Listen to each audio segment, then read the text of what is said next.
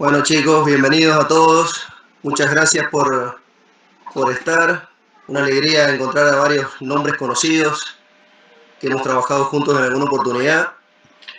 Bueno, vamos a hacer el cierre del ciclo de la Sociedad de Cardiología de Mendoza. Y nos parecía importante elegir este tema porque se nos están llenando los consultorios de pacientes post-COVID y la idea es tratar de orientar un poco hacia dónde tenemos que dirigir los estudios, evitar un poco la sobreprestación y bueno, tratar de unificar o discutir algunos criterios. Si bien el tema es demasiado amplio, pero hemos elegido obviamente por un lado la evaluación o el abordaje cardiovascular. Para eso va a hablar el doctor Germán Migone, médico cardiólogo, ex jefe residente de cardiología del Hospital Lago Maggiore, médico del Hospital Lago Maggiore, de la clínica de Cuyo.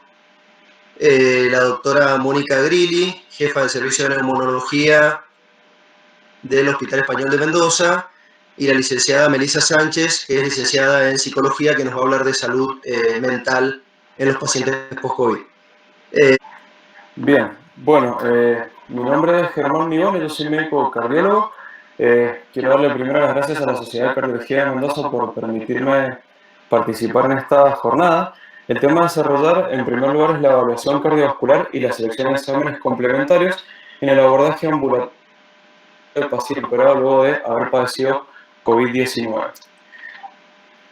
Ya todos conocemos los efectos de gran magnitud que ha tenido esta pandemia por coronavirus, tanto en la vida de las personas como en los sistemas de salud y la sociedad en general. Inicialmente, el foco estuvo dirigido a intentar estudiar y caracterizar la enfermedad aguda.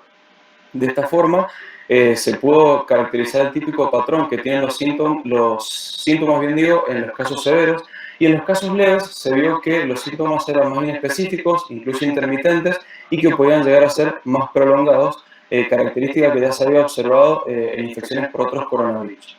De esta forma, para algunas personas el COVID-19 es una afección a largo plazo, y aquí surge el término síndrome post-COVID, COVID persistente o COVID prolongado, dependiendo de la bibliografía que utilicemos.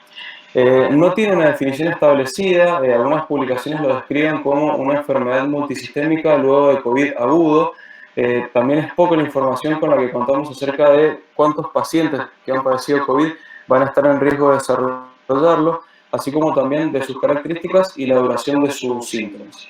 En el Reino Unido tienen disponible una aplicación en la cual los pacientes contagiados van cargando cómo es la progresión de sus síntomas día a día. Y aquí lo que se vio es que aproximadamente el 10% de los pacientes no logran una recuperación completa luego de la tercera semana, y se ha decidido englobarlos en el concepto de post-COVID agudo, y aquel porcentaje que no logra recuperarse incluso luego de 12 semanas entran en la categoría de post-COVID crónico. Esta aplicación también arrojó datos interesantes en cuanto a que casi el 80% de los pacientes tienen síntomas que van variando durante la evolución de la enfermedad. Y casi el 90%, si cuenta con uno o dos síntomas, estos también varían en cuanto a la intensidad durante la evolución. En estadísticas de Estados Unidos se vio que solamente el 65% logra recuperar niveles previos de salud luego de 2 o 3 semanas de haber tenido un test positivo. Desde el punto de vista clínico, las manifestaciones pueden ser múltiples, están todas enumeradas en la diapositiva. Los más frecuentes son la febrícula, la fatiga y la tos. En cuanto a la causa, no hay algo indeterminado, sino que lo que es una hipótesis, y responsabilizan a una viremia persistente, una recaída de reinfección, reacciones inmunes o inflamatorias, desacondicionamiento, incluso factores mentales, los responsables de los síntomas con los cuales continúan los pacientes luego de recuperarse. A nosotros a lo que la más atención le vamos a prestar es obviamente al dolor torácico de la disnea, que son los síntomas guiones de muchos de los cuadros cardiovasculares que tenemos que intentar descartar. Se ha visto que en infección por SARS-CoV-2 el compromiso miocárdico es muy variable dependiendo de la publicación en la cual uno se base, pero va desde el 1% hasta el 78%. Fisiopatológicamente, el virus puede generar síntomas o cuadros cardiovasculares de múltiples formas. La que se cree que es más frecuente o la mayor responsable es a través del compromiso pulmonar y el síndrome de distrés respiratorio que genera el virus, lo cual pone al corazón en una situación de bajo aporte, secundario a hipoxia, anemia, hipotensión y alta demanda por la fiebre y la taquicardia que desarrollan, llevando a un cuadro de isquemia debido al desbalance entre estos dos factores. Esto lo que va a provocar es que encontremos evidencia de injuria cardíaca, particularmente de aumento de troponinas en estos pacientes. Hay otras causas, otras formas clínicas de expresarse, como la miocardiopatía por estrés secundaria a la liberación de citoquinas que produce el virus, perdón. Pueden haber también cuadros de miocarditis por efecto directo del virus que se une y entra a la célula a través de la enzima convertidora de angiotensina 2, y también incluso puede tocar cuadros de isquémicos agudos. Esto también secundario al gótico que favorece la infección por SARS-CoV o a ruptura de placas mediado por citoquinas. Todas estas son causas de injuria cardíaca. Como dije al principio, la más común se cree que es el desbalance de aporte-demanda, y las otras tres causas extremadamente poco comunes. Es difícil encontrar evidencia de calidad en cuanto a lo que es COVID y corazón. Podemos tener en cuenta conocimientos previos o publicaciones respecto a otros virus en los cuales se han visto que puede causar miocarditis, y en el caso del virus influenza hay evidencia acerca de que la vacuna antigripal disminuye de forma considerable las internaciones por causas cardiovasculares. Hablando propiamente de lo que es el virus del COVID-19, es más común, comparando el SARS-CoV-2 con otros virus, el hallazgo de miocárdica en estos pacientes, ya sea a nivel electrocardiográfico, bioquímico o en el ecocardiograma. Y hablando particularmente de la troponina, se ha visto que es más frecuente en aquellos pacientes que están hospitalizados por la infección, donde puede llegar a estar señalando complicaciones cardíacas o no cardíacas agudas, y también es más frecuente en aquellos pacientes que tienen enfermedad cardiovascular subyacente. Se ha visto que el encontrar troponina elevada en estos pacientes empeora el pronóstico y aumenta la mortalidad. Hay múltiples hipótesis también acerca de qué papel cumple la inflamación en estos pacientes. Hay trabajos en los cuales se ha visto que los niveles de troponina van de la mano con los niveles de los marcadores de inflamación. Entonces se plantea la hipótesis de si no es la hiperinflamación la que estaría perpetuando esta injuria cardíaca no isquémica. Desde el punto de vista clínico, tanto el dolor torácico como la disnea no son terreno exclusivo de ninguna patología, sino que son varias las que los pueden desencadenar, haciendo que estas manifestaciones clínicas se superpongan en los diversos cuadros.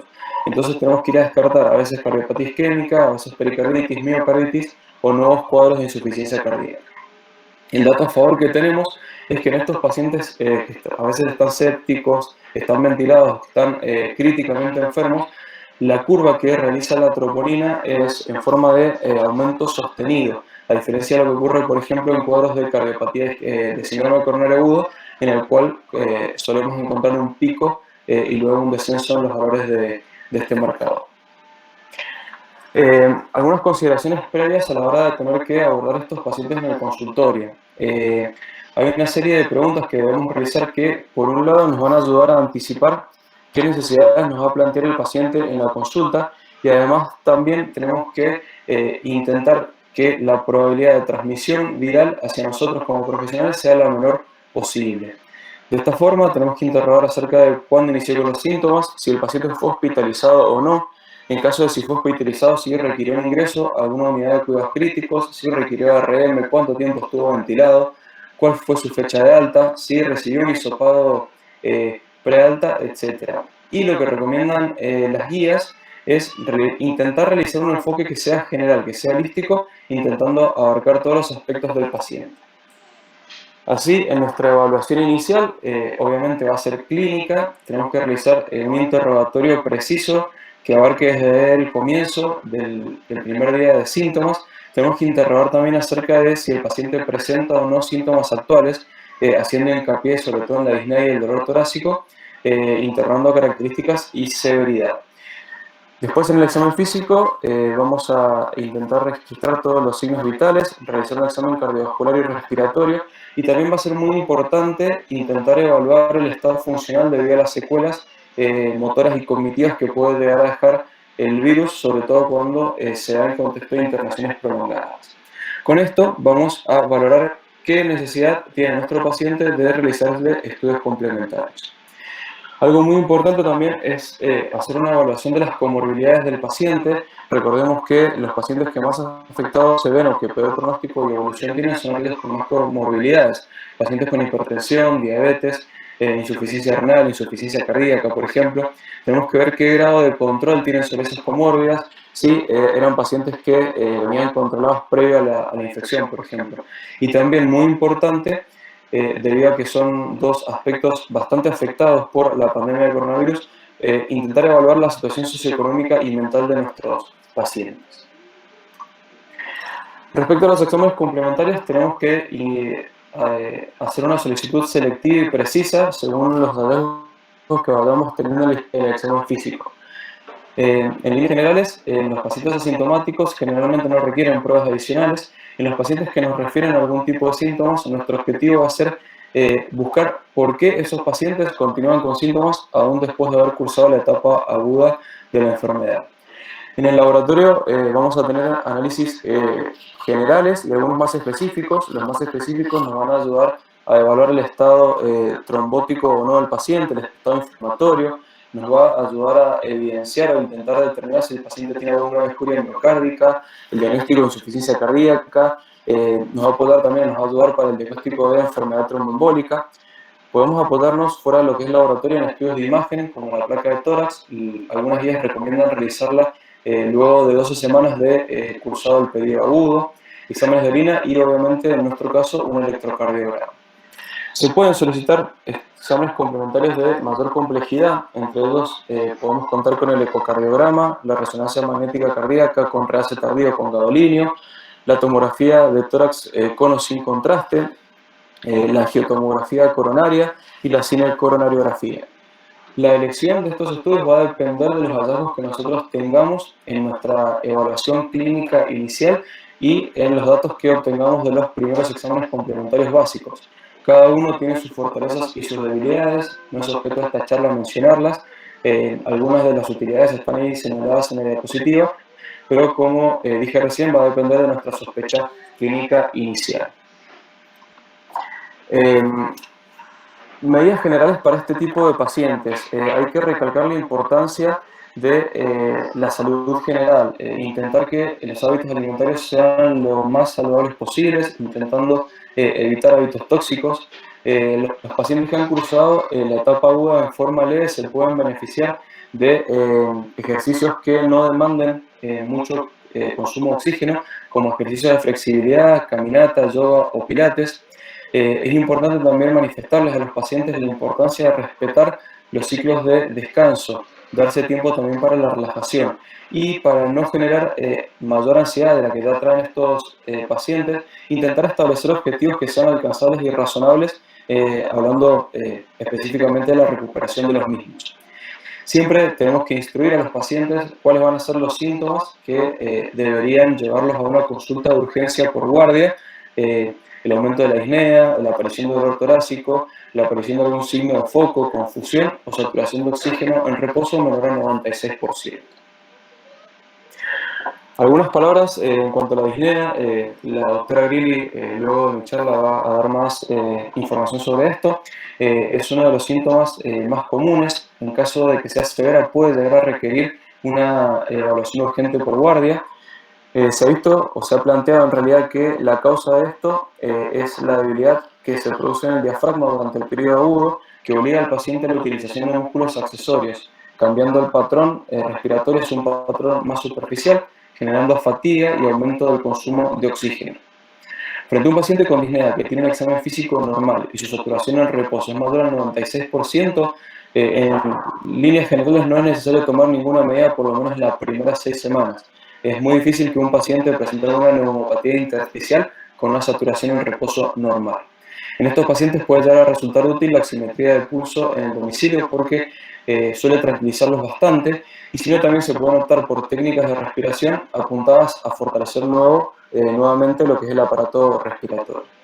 Si en el examen encontramos una saturación de oxígeno en reposo menor a 94-95%, es cuando deberíamos iniciar la búsqueda de las posibles causas de este síntoma. En cuanto al dolor torácico, la prioridad siempre va a ser separar dolores musculoesqueléticos o no específicos de aquellos síntomas que pueden llegar a estar siendo manifestación de una afectación cardiovascular más grave. Debemos realizar una estratificación de riesgo con las herramientas clásicas que ya todos conocemos, sin de lado la inflamación en estos pacientes, con esta afán del estado protrombótico, la ruptura de placas, en el contexto del aumento de la liberación de citoquinas. Con el examen físico, con los antecedentes del electrocardiograma, deberíamos establecer el diagnóstico presuntivo y en base a ello intentar elegir el método complementario que esté disponible y que más se adapte y que vaya a cambiar el manejo del pronóstico de nuestro paciente. Y esto es un aspecto en realidad que está siendo cada vez más frecuente, sobre todo en estos pacientes que consultan luego de la recuperación del COVID-19, que es el regreso a la actividad deportiva. Inicialmente deberíamos, punto de vista epidemiológico, intentar establecer cuál es el riesgo de contagio dependiendo de la actividad que vaya a realizar el paciente. Esto tiene que ver un poco más con el manejo de las instituciones o del gobierno, ya que se puede clasificar las actividades en bajo, intermedio o alto riesgo de contagio. No es lo mismo un paciente que pretende retomar a jugar al golf que un paciente que quiere volver a su deporte de equipo, de conjunto, por ejemplo.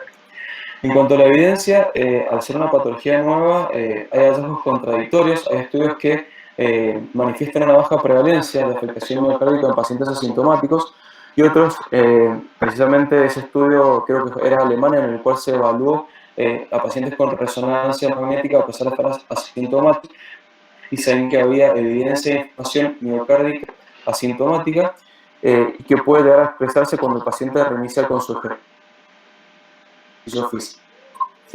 Intentar ver es cómo cursó, qué severidad tuvo su periodo agudo durante el COVID, qué condición física previa tenía y si la actividad que pretende volver a realizar es amateur o competitiva. Y un punto aparte, especial atención van a requerir aquellos deportistas de mayor edad que pueden llegar a haber deteriorado su perfil de riesgo cardiovascular durante la pandemia y aquellos pacientes que no tienen una evaluación precompetitiva en los últimos 6 meses.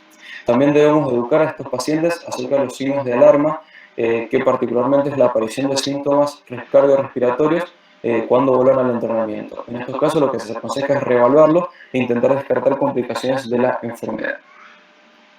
Antes de volver a la actividad, esta es una encuesta autoevaluativa que sugiere la Sociedad Interamericana de Cardiología para deportistas amateurs. De esta lista de 7 puntos, si el paciente no cumple ningún criterio, es un paciente que no requeriría evaluación y que podría iniciar progresivamente con estos ejercicios de flexibilidad o que no demanden mucho consumo de oxígeno. Si cumplen alguno de los 3 primeros criterios, es un paciente que puede llegar a requerir una evaluación que puede ser virtual.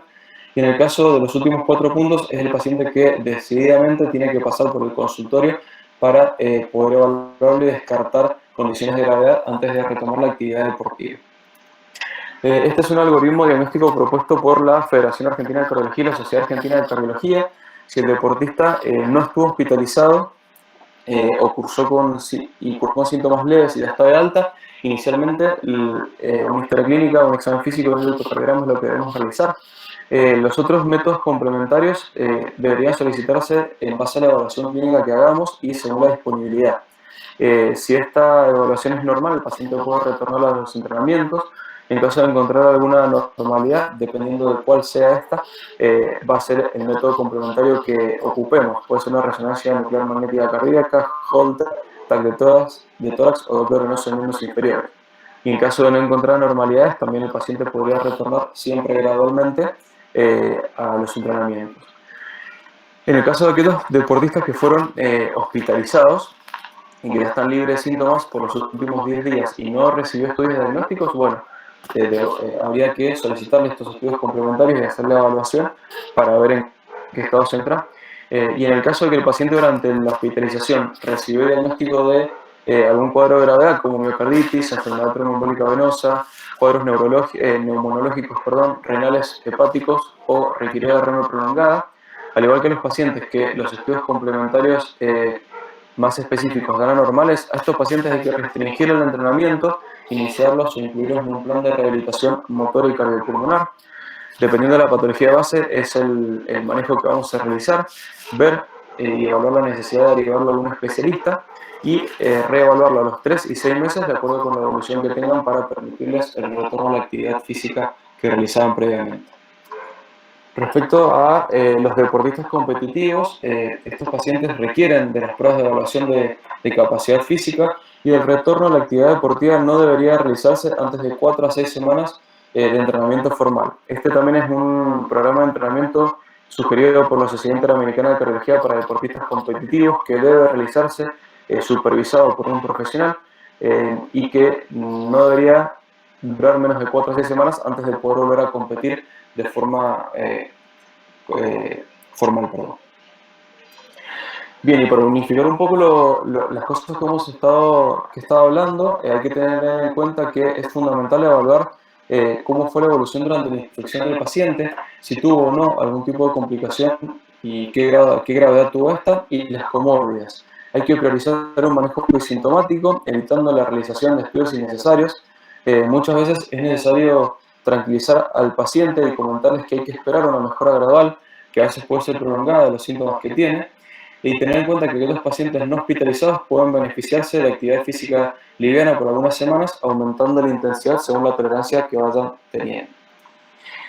Y para finalizar, tener en cuenta que hay una creciente necesidad de atención tanto social como sanitaria, con tendencia al crecimiento a medida que aumenta la exposición al COVID-19 y es algo que se está viendo en los consultorios, que nos encontramos en una etapa precoz del entendimiento de la enfermedad y que debemos ser cuidadosos en el manejo de la misma y que siempre ante una enfermedad nueva lo recomendable va a ser mantener la mente abierta y escuchar a los pacientes, porque eso nos va a permitir conocer y entender esta nueva enfermedad. Muchas gracias. Excelente, Ger. Felicitaciones, muy claro. Vamos ahora con la doctora Mónica Grilli. Ger, deja de compartir.